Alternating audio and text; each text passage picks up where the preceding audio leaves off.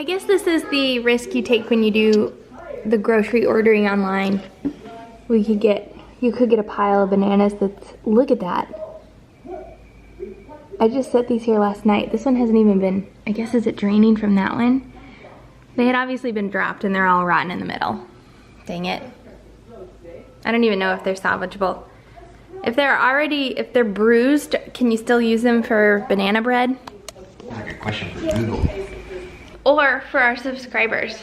If bananas are bruised, can you still use them for banana bread, like an overripe banana? So we were talking about how I was actually telling Brad and my parents the story of like the experience of going to the hospital during this whole COVID thing. Hey, and Blippi's on, honey. And I couldn't remember what I told you guys. So I'm gonna tell you now because I can't remember what I've said and I wanna get it on the vlog. For one, to tell you guys what the experience was like, and for two, because I'd like to remember myself, and the sooner I tell you, the more details I'll remember. So it was crazy. We went in and it was like airport security. So you were immediately funneled through like this curtain created hallway to a table where you had to sign in. There was hand sanitizer for everybody being just me and Eloise. And then they had to take our temperatures. So, and I'm sure they were swabbing off the thermometer between everybody. Surely. So then we went over to patient registration and everything was wet because everything had been just wiped down. I'm assuming they wipe everything down in between every single person that goes through that lobby, which was pretty much nobody. I don't think that they're doing anything that's not essential right now, so there's not a whole lot going on in the hospital. So I literally didn't even sit down or touch anything though. So registered, got that finished. Everybody was using hand sanitizer like crazy. Like anytime the lady who was checking us in touched anything, even her own computer, she would do hand sanitizer afterward. I just felt really bad because pretty much everybody at registration is over the age of 60 for sure. So it's just tough that they work in a position where they have to go to work and just be exposed every single day, potentially. So after we registered, then someone takes you up to the waiting room where you wait to be taken back for like prep. And the girl who took us back like said right away, we're gonna maintain our 6-foot distance while we head up to the waiting room, and so she definitely did. She was really good about that. Anybody who we came into contact with, like anybody who had to take Eloise and weigh her or put a gown on her, well, I put the gown on her. Anybody who had to like get closer than 6 foot had 2 masks on. They had, I'm guessing it's the N95 mask, and then they had another surgical mask over the top of it. And they were even saying like it's hard to breathe in. So I just can't imagine having to wear that all day. I had a mask that my mom made me, but I forgot it. Turns out I didn't even feel like I needed it. So I just wasn't anywhere near anybody. So then after we took her back to surgical prep, we had to wait there for probably a half hour. I think I vlogged some of that. She ended up falling asleep for about 20 minutes before they took her back. And it was totally uneventful. They took her back and it wasn't like the first time. Like I didn't even cry this time. I don't know why it just felt different. So anyway, everybody who I was in contact with, there was a whole team of nurses, like the anesthesia nurse, the doctor's nurse, I'm not sure who all. There were 3 nurses there.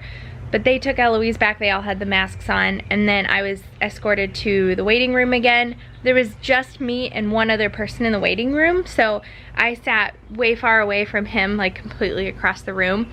And they didn't even have like the kids' toys set up, where usually they had a whole section of the room. There's like several rooms, but one of the rooms was designated for kids and had a bunch of toys. They had all the toys taken away, so there was like nothing to play with or contaminate, I guess. So, and then I just sat there for probably 10 minutes, and then Dr. Mamboazzi came and said everything went great, she was done, and then I waited maybe another 5 minutes, and then she was ready for me to come get her from recovery. Unfortunately, this time she was a lot more upset than she was after her first surgery. I don't know if she was like, if it was still hurting from where they pulled the stent out, or if she was just really disoriented, or if she was really tired because, you know, she had to get up really early, so she might have just been really tired. She was also hungry. She was like crying a lot whenever I first went back to get her in recovery, and she ended up finally eating. And then actually the anesthesiologist usually comes and like checks her out before we leave and gives like her blessing for you to go, but she didn't even come back. She just said that we could go over the phone. And so then we left and Brad came and picked us up. So that was like in a nutshell what the experience was like. And it was definitely different than when we first went in for her surgery. That's a bustling hospital, and when we went in for her initial surgery, the waiting room was entirely full most of the morning. So for it to just be me and one other person was good, I guess, because that limits exposure for me and them. But it was just completely different. Like, I don't feel like there's any way I could have been exposed. If anyone could have been exposed, it's nobody. I don't think anybody was in a situation where they could have been exposed. So unless somebody like coughed directly into somebody else's face in the waiting room, but I would have had to literally sit right next to that guy. It was really strange. The whole thing was very strange, and I felt very comfortable, I guess. I had a lot of anxiety about just going into public in general, and it was totally fine. So Brad, that whole time, just went back to our hotel room, so he wasn't in contact with anybody either. So I feel like out of this whole ordeal, it is very, very unlike, I shouldn't even say it. I'm not even gonna say it. You see a bobcat over there? Yeah. Not a bobcat, an animal, but a bobcat. Right here. Yeah, right over there. We'll show it. So pretty much every day, we've been getting up, having breakfast, and then Eloise will go down for her nap, and I'll take the twins out for an adventure while Rachel works out, and then we'll kind of flip-flop. So, oh yeah, that's our house. There's our house. So pretty much every day we go down to visit Dennis and Barb's, which I kind of want to show you guys exactly what that means and like why we're treating it as one household. Because obviously there's our house, headed down to Mama and Papa's, where we literally don't see anybody except for this guy's here is working. I don't see the bobcat today, guys. Oh, I wonder where the bobcat is. And then we're almost at Dennis and Barb's.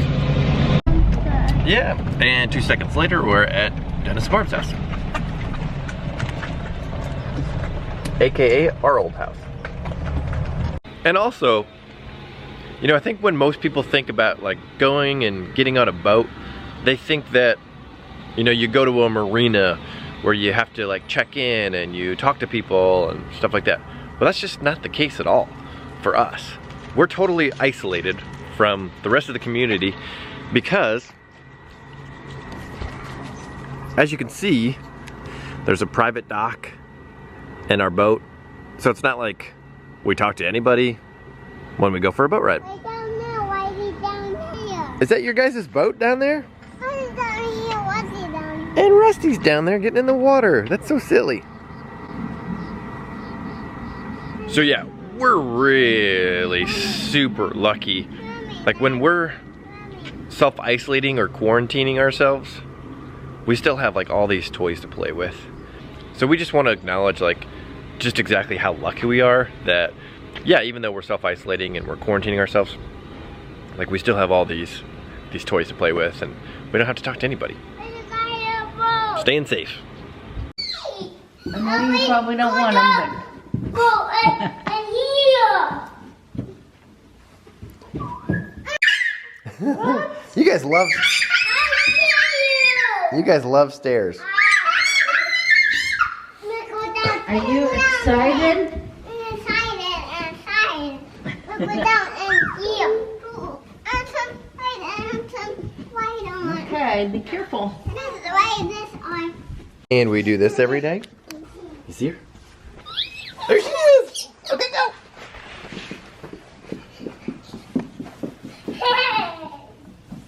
Something dripped. Your turn.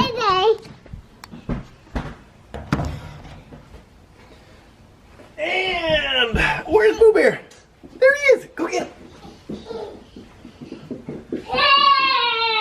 every day. So we got this tunnel and tent probably about a year ago, and the twins, I mean, as soon as we got it, they loved it. And they loved it so much that we actually gifted it to... You want to read that book? Cool. Twin Trouble. Then we actually gifted it to twin friends of ours. So, well, I'll leave a link below. It's just on Amazon. Probably one of the best purchases we've made as far as toys go.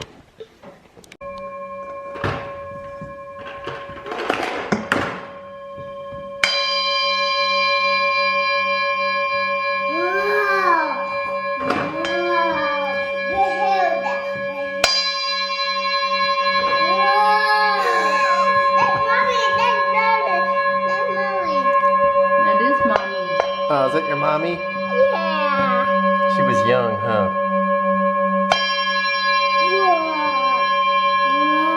Yeah. And then our way home from Mama and Bumpa's, we usually pick a beautiful flower. You want to smell it? And can Bear smell it? Smell good? You want one too, Bear? Okay.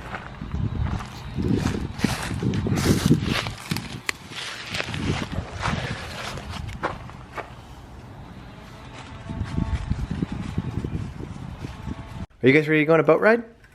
Yeah? Okay. Do you have your boat shoes on? Got your new boat shoes on. Got your bunny rabbit. Got your drinks. Got your snacks. You have a baby back there. I do have a baby. All right, let's go.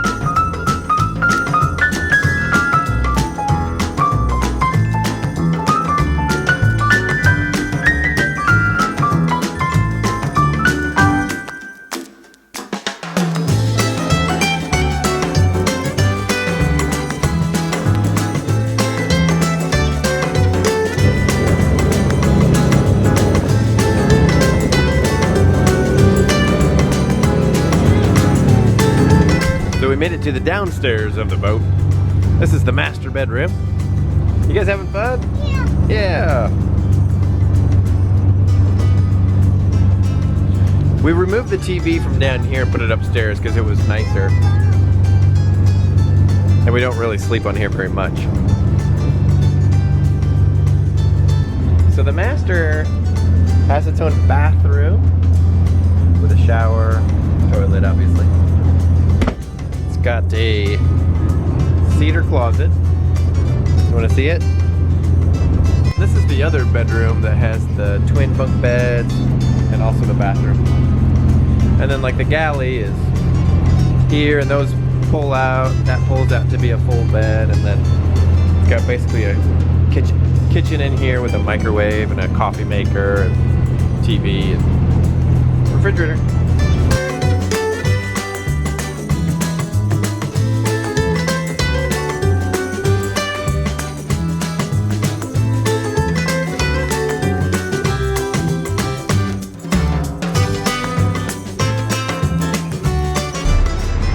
Who's the better driver, Bear or Lyndle?